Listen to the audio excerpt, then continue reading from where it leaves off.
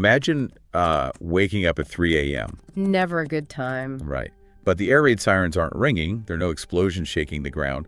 But, your country's entire defensive grid has just vanished from the monitors. Just completely gone. Exactly. The screens are either completely blank or they're just filled with thousands of these phantom threats. You have absolutely no idea what is real, but the war has already started. Yeah, that's a terrifying scenario. Welcome to this custom deep dive. Today we are looking at a military case file that suggests the ultimate outcome of a massive geopolitical war is, entirely decided before the sun even comes up on day one. Yeah, before anyone even really knows what's happening. We are diving into a document titled SFF002caseyfile.txt. Specifically, we're looking at Series 009, Episode 2, designated the opening hours.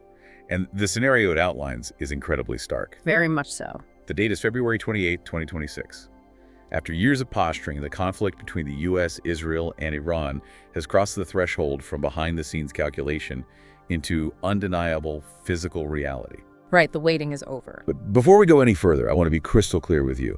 Our objective today is not to take a side, endorse a political viewpoint, or debate the ethics of this conflict. No, absolutely not. We're just cracking open the objective, factual analysis provided in the source document to understand the cold, mechanical reality of how a strike of this magnitude actually functions. Right, we are moving past all the political rhetoric and plunging straight into operational physics. Yeah. Because the source material is a purely clinical breakdown of cause and effect. I mean, once the execute order is given, abstract political theories just evaporate instantly. They don't matter anymore. Exactly. We enter this phase governed by strict mathematical and physical constraints, where every single action demands an immediate consequential reaction. So the central question our source file poses, and the concept we are going to build this entire deep dive around for you today, is this. What actually happens in those first chaotic hours, and why do they absolutely dictate the permanent limits of the rest of the conflict? It's the most critical window. Okay, let's unpack this. We're starting right at minute 0. Now, Hollywood has conditioned us to expect something very specific when a war begins, right? Oh, yeah. Massive fireballs. Exactly. We picture total, fiery destruction, giant explosions leveling infrastructure, maximum shock and awe, just an immediate kinetic bloodbath. Right, but reality is very different. Right. The case file reveals a highly calculated reality that looks, nothing like the movies. It describes the 0 to 3 hour timeline, not as a phase of maximum destruction, but as a period of synchronized systemic blinding. Because the primary goal in that initial window is surprisingly narrow. The objective is to sever the optic nerve of the enemy's military apparatus. The optic nerve. Yeah. The priority targets are not, troop formations or weapons depots or political capitals. They are the early warning radars, the surface-to-air missile targeting arrays, and the localized communication nodes. So it's all about the sensors. Right. The source actually refers to this phase as the doorway to the entire campaign. And kicking that door open makes everything else possible. It feels less like a traditional military assault and more like a synchronized cyber-physical blackout. That's a great way to put it. It's like a meticulously planned bank heist. You don't just run in making noise, right? You cut the alarm wires and spray paint the security cameras first. You dismantle the building's nervous system before you ever target the muscle. Exactly. But here is the technical hurdle I keep hitting. Yeah. You are dealing with modern, overlapping, highly sophisticated air defense networks. Very sophisticated. You can't just turn off a sovereign nation's eyes without them noticing. The giant is going to wake up. Oh, absolutely. So how do attackers ensure they actually force this door open without just waking up the giant and taking catastrophic losses from a fully armed defender right at the start? Well, what's fascinating here is the sheer mechanism of how you achieve that blindness. Yeah. You are correct that the giant wakes up. Okay. The strategic imperative is ensuring that when it stands up, it is experiencing severe, localized hallucinations. Wow. Hallucinations. Yeah. This is where electronic warfare and cyber integration become the primary weapons. I mean, even more so than explosives. An attacker doesn't just launch a missile at a radar dish. Right, that's too simple. They flood the electromagnetic spectrum with junk data. They broadcast false telemetry, creating literally hundreds of ghost targets on the defender's screens. So they're seeing things that aren't there. Exactly. And they use directed cyber attacks to introduce micro delays into the processing speeds of the defense computers. So the defender's radar might still be physically spinning out there, But the information feeding into the command center is hopelessly corrupted. Right. The system is suffocating on false positives. A modern military relies entirely on situational awareness to form a defensive shield. Makes sense? Like a surface-to-air missile battery needs precise coordinates to intercept an incoming jet. If the targeting radar is being saturated with electronic noise, or if the communication link between the radar and the missile silo drops for even 4 seconds. Just 4 seconds. Just 4 seconds, the interception fails.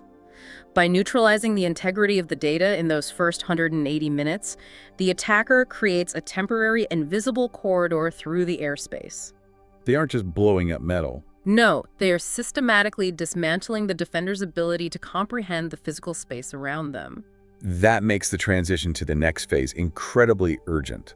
I mean, if you've just flooded the enemy's nervous system with junk data and blown a hole in their radar coverage, you haven't permanently killed the network. Right, it's just a temporary window. Which forces the attacker's hand. The 3 to 6 hour window isn't just like the next step on a schedule, it's a physical necessity driven by the actions of the first 3 hours. You have to exploit that blindness immediately. Yeah.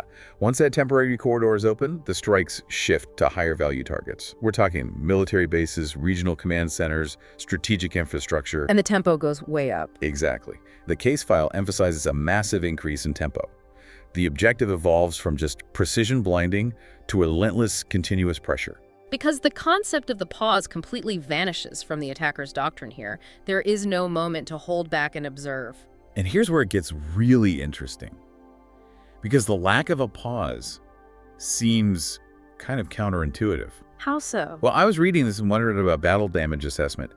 If I'm commanding this strike and I've just dropped precision munitions on a primary radar installation, I want to send up a drone to verify the target is actually a smoking crater. Right, you want to know if it worked.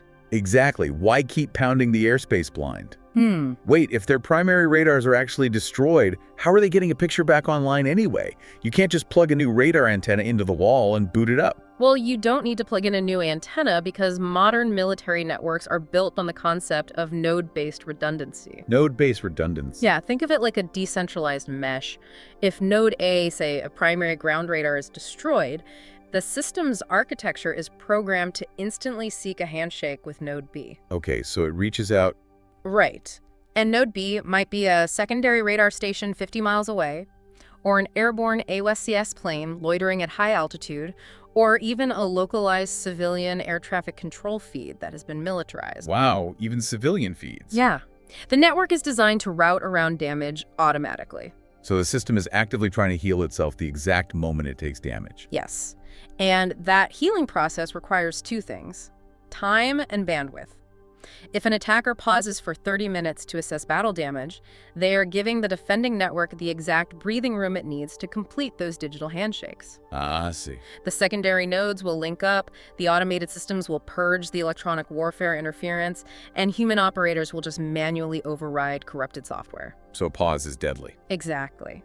30 minutes of silence allows a competent defender to synthesize a blurry but functional picture of the battlefield. So the silence itself is the ultimate vulnerability. Therefore, the continuous pressure you mentioned earlier actually is the weapon. The sheer unbroken volume of strikes prevents those digital handshakes from ever occurring. It just overwhelms the mesh. Right. When node B tries to connect with node C, the attacker is simultaneously jamming the frequency and dropping kinetic weapons on the relay towers.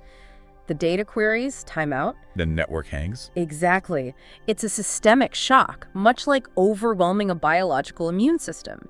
You introduce so many concurrent localized failures that the central nervous system just cannot synthesize an antibody response. That is wild. The speed and relentless tempo physically and electronically suppress the network's ability to reboot. That paints a really vivid picture of the sheer mechanical overwhelming of a system. But let's pivot from the cold architecture of the networks to the human beings actually sitting in the command centers. The hardest part to control. Right, because the physical suppression we just talked about creates a massive cognitive bottleneck for the defending commanders.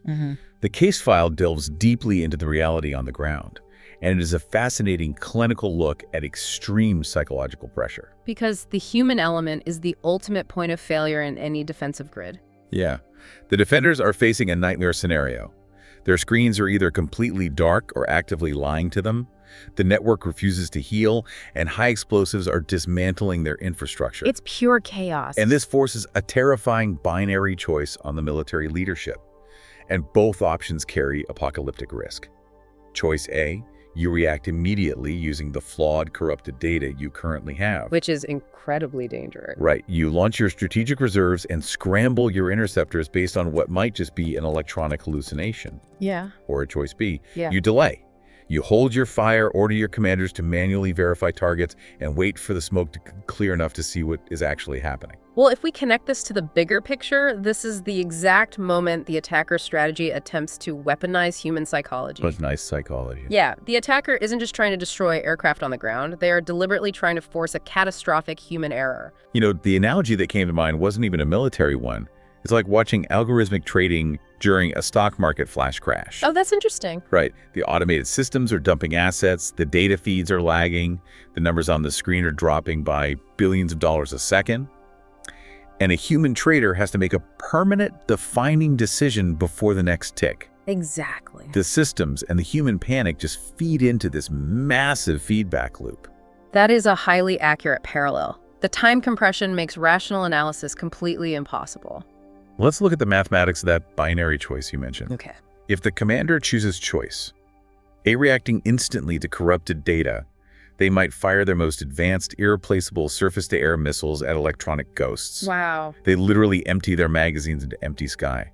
Or even worse, the corrupted telemetry causes them to lock on to their own returning aircraft. They actively degrade their own defensive capability. That's horrifying. And if they choose choice B? If they wait for manual confirmation, they're playing against the speed of a supersonic munition. Oh, right. By the time a spotter on the ground visually confirms an incoming strike package and radios it up the chain of command, the missile is already terminal. It's too late. Way too late. The defensive aircraft are destroyed on the tarmac while the pilots are just sitting there waiting for the green light. The cognitive overload is a deliberate tactic. So they can't win either way. A single flawed decision made by a commander operating on bad data and extreme adrenaline can effectively neutralize a nation's ability to fight before the first hour is even over. The friction between this highly clinical source document and the devastating real-world consequences is just intense. I mean, the math forces the human into an impossible corner. It absolutely does. Which brings us to the breaking point. As we push past the 6-hour mark, moving into the 6 to 12-hour timeline, the cognitive overload finally reaches a threshold. The physical reality sets in. Yeah. The sun physically comes up, the initial wave of munitions is exhausted, and the permanent consequences of the night take shape. Right. The fog of war begins to lift, and the binary outcomes of the attacker's gamble are finally revealed. And the case file breaks down this window as the moment the campaign establishes its absolute limits. If the first strike succeeded, if the optic nerve was severed, the network was prevented from healing, and the defending commanders were paralyzed, the airspace becomes, quote, accessible. Which is a huge turning point. The source notes that follow-up operations can now be conducted with exponentially lower risk. The attacker essentially owns the vertical domain. The tactical advantage shifts into a strategic dominance. Right, but the alternative is hitting a brick wall. If the door wasn't kicked open properly, or if the defender's network somehow managed to complete those digital handshakes during a momentary lull, the systems partially recover. And that's the attacker's worst nightmare. Because if the network recovers while the attacker is still pushing into the airspace, the attacker's risk profile spikes vertically. They are suddenly flying strike packages into a fully awake, highly motivated, and technologically capable meat grinder. This is really the crux of the entire operation. The momentum either reaches an escape velocity or it just crashes into the reality of a mobilized defense. So, what does this all mean? If the success or failure of the first 12 hours literally dictates who owns the sky and the tempo of the engagement, is everything that happens in the weeks or months after day one essentially just a foregone conclusion? That's a great point to consider. Like, are they just playing out the hand they were dealt in those opening hours? Is the rest of the war just both sides playing out the operational hand they were dealt before noon? Well, this raises an important question, and it is the core thesis of the military analysis we are reviewing.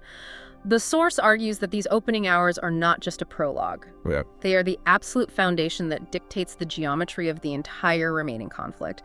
Think about the logistical cascade here. What do you mean? If the attacker secures the airspace in the first 12 hours, they control the supply lines. They get to decide which bridges remain standing, which supply convoys can move, and exactly where the defender can position their ground troops. So they own the board. The attacker dictates the geography of the war.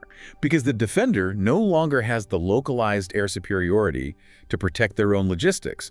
They are confined to moving at night or just hiding in bunkers. Precisely.